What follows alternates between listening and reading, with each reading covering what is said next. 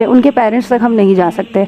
और अगर आप किसी को एजुकेट करने का सोचें तो वो यही फील करते हैं कि यार ये मेरे एरिया में या मेरी सराउंडिंग्स में आने की कोशिश कर रहा है। तो हमें कोशिश होनी चाहिए कि जो बच्चे स्कूल तो जा रहे हैं तो उनके पास बेसिक एथिक्स ऑफ एजुकेशन कहीं ना कहीं घर से स्कूल से आएगी, लेकिन वो हमारी सोसाइटी का एरिया जहाँ जो स्कूल नहीं जाते, जो अंडर प्रिविलेज एरिया में रहते हैं या लोअर मिडिल क्लास है, उनके पास भी तो एजुकेशन होनी चाहिए ना। चाहे आपके पास कोई डिग्री नहीं है लेकिन बेसिक एथिक्स आ जाएगा तो आप सोसाइटी के काबिल तो बन सकेंगे।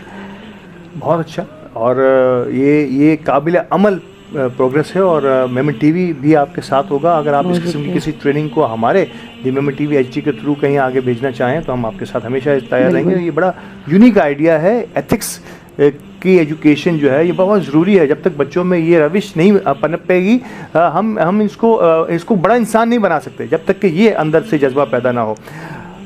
फीमेल एजुकेशन पे जिस अंदाज से आपने अपनी हाफ़िज़ा कुरान से लेके अब तक की मैं फार्म डी तक के सफ़र को जारी रखा है, मुझे लगता है कि एक जो कॉन्फिडेंस आपके अंदर है, जो बात करने का सलीका आपने सीखा, जो न्यू आइडियाज़ के साथ जंप करके कूद जाना आतिश नमरूद में जिसे कहते हैं ना, कि अब जो होगा तो देखा जाएगा। हमने ये सोचा है कि ठीक है तो हमने इसमें कदम रख दिया है।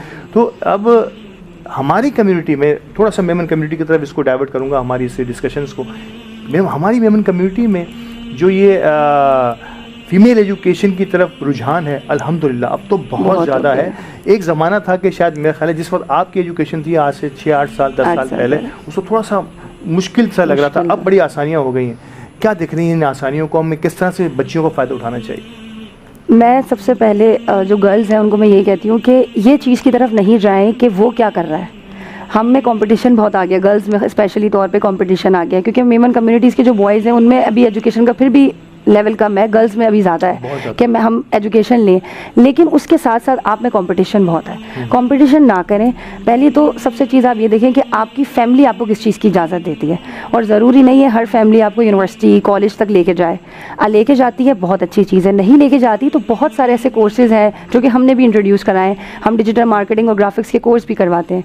तो अगर आपके पास ऐसे रिसोर्सेज नहीं है तो कम्युनिटी पे भी बहुत सारी जमात लेवल पे भी ये वर्किंग हो रही है, आप उनको लें, आप उनसे लेके आप घर बैठे अर्निंग कर सकते। तो फैमिली की रिस्ट्रिक्शंस भी पूरी कंप्लीट हो जाएंगी, उनको भी बुरा नहीं लगेगा कि घर से बाहर जा रही हैं, या फिर फैमिली के जो भाई होते हैं या फादर होते हैं कि यार इनको पिक एंड ड्रॉप देना कौन करेगा, नहीं आ सकते, ये चीज़ें हो जाएंगी। तो मैं ये समझती हूँ कि गर्ल्स के लिए प्लेटफॉर्म बहुत सारे हैं, और अर्निंग जो है आप कुरान पढ़ा के भी कर सकते हैं।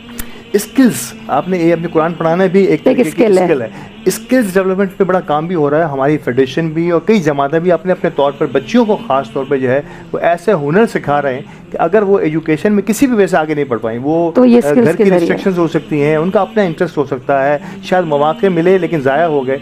तो स्किल्स डेवलपमेंट की आपकी नज़र में डॉक्टर उरूसा दादानी क्या समझती हैं कि स्किल्स अगर आपके हाथ में हो तो इंसान जो है वो कभी भी किसी का मोहताज नहीं हो सकता। स्किल्स बहुत इंपॉर्टेंट है। पहले तो आप अपने आप को समझिए, आपको ही नहीं पता आपको क्या करना है। बहुत टाइम ऐसा होता है कि मैं खुद भी ये सोच रही होती हूँ कि यार ये मैंने क्यों किया, लेकिन मुझे पता है कि इसके पीछे क्या रीज़न है। आइदर मैं कभी उसमें मेरे साथ हर्डल्स भी आते होंगे, चीज़ें होती होंगी, लेकिन मुझे पता है ये मुझे करना है। तो मेरे हिसाब से गर्ल्स को ये सोचना चाहिए कि पहले तो उनका माइंडसेट क्या है। अम्मी ने कहा है कि ब्यूटिशियन बन जाओ तो मैं बन गई, अम्मी ने कहा सिलाई सीख लो, उसने कहा, आप उसको ना देखें, आप ये देखें कि आपका इंटरेस्ट कहाँ पर है। और सबसे बड़ी बात कि पेरेंट्स को ट्रस्ट इश्यूज होते हैं ना, तो पेरेंट्स को ट्रस्ट दिलाना आपका फ़र्ज़ है। आप जब तक ट्रस्ट दिलाएंगे नहीं, अब मेरा मोबाइल अभी भी आई थिंक मेरा अली भाई के साथ बहुत ज़्यादा रहा है, मेरे पासवर्ड नहीं होते मोबाइल में, बिकॉज हमारे घर में कोई ऐसी चीज़ नहीं है ना कि हम मोबाइल को छुपाएं। जब हम कोई ऐसी चीज़ पासवर्ड वगैरह कोई चीज़ लगा तो उससे फिर पेरेंट्स के दिमाग में आता है यार कि कोई तो चीज़ होगी, जबकि आइदर आप कुछ भी ऐसा बुरा नहीं कर रहे होंगे। और पेरेंट्स होते ही बैकवर्ड है, क्योंकि वो एक दूसरी नज़र से देख रहे होते हैं और हम दूसरी नज़र से देख रहे होते हैं। आप ट्रस्ट दिलाएं, अपनी इश्यूज़ को डिस्कस करें, आप उनको बताएं कि यार ऐसा ऐसा है और मैं ये करना चाहती हूँ। नहीं समझते वो बात अलग है, लेकिन आप थोड़ा सा उनको स्पेस दें। और पेरेंट्स से भी यही होता है कि आप भी बच्चों को थोड़ा स्पेस दें ताकि वो आपकी तरफ आएँ, आपसे भागे नहीं। तो जब तक आप खुद ट्रस्ट नहीं दिलाएंगे ना, तो आपके पेरेंट्स नहीं आपको किसी चीज़ की भी इजाज़त देंगे। क्योंकि मेरे पास केसेस आते हैं बहुत सारे, जब मैं जमात लेवल पे भी वर्किंग कर रही थी, तो गर्ल्स ये कहती थी कि यार मेरे फादर जो है, मैंने ये अब कोर्स तो कर लिया, अब फादर मना कर रहे हैं, मेरे भाई मुझे मना कर रहे हैं। तो मैंने कहा आप उन्हें ट्रस्ट दिलाओ, तो वो कहती हैं कि नहीं वो बैकवर्ड हैं तो नहीं समझेंगे। तो मैंने उनसे एक ही बात कही, आपको ट्रस्ट दिलाना पड़ेगा, आएगा नहीं।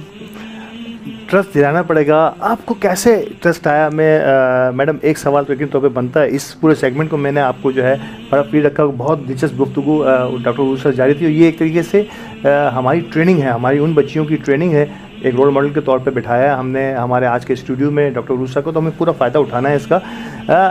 किस तरह से ट्रस्ट डेवलप होता है पेरेंट्स का अपने बच्चों पर, ख़ास तौर पे बच्चियों पर, कि वो इतना स्पेस देते हैं, और एज एन मदर आपने क्या फ़ील किया और आप उन माओं को क्या क्या तरगीब देना चाहेंगी?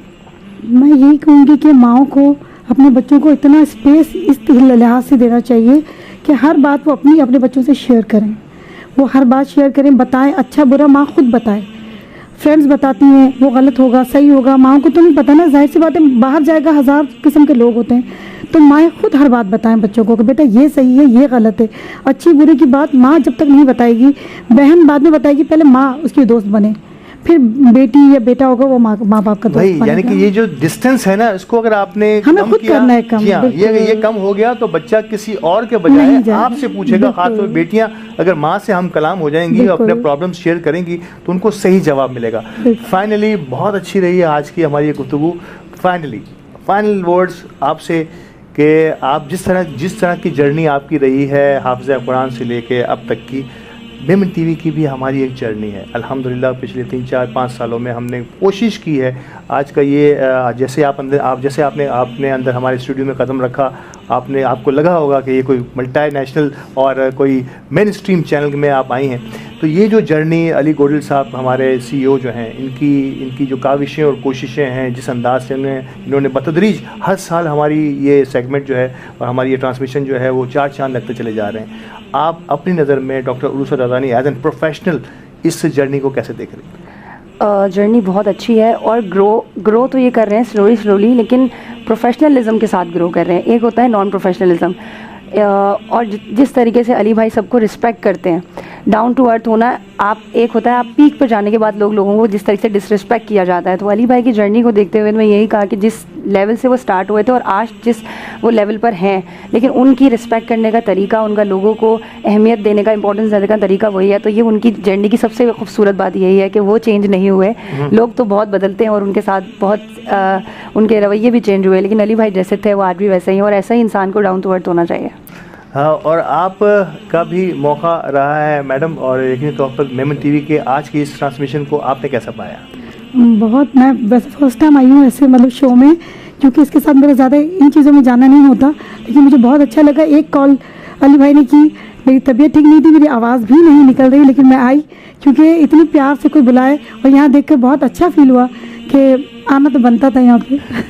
थैंक यू, बहुत शुक्रिया डॉक्टर उरूसा आपका और मैडम आपका कि आज के इस प्रोग्राम में रिस्पेक्ट इज़्ज़त देने से मिलती है। ये फाइनल वर्ड से डॉक्टर उरूसा के कि आप जितनी इज़्ज़त देते चले जाएंगे, आप इतनी इज़्ज़त पाते भी चले जाएंगे, और इज़्ज़त देने से आपके अपनी जेब से, अपने दिलो दिमाग से, अपने पल्ले से कुछ नहीं जाता, बल्कि बहुत ज़्यादा आप अर्न करते हैं इसके अगेंस्ट में।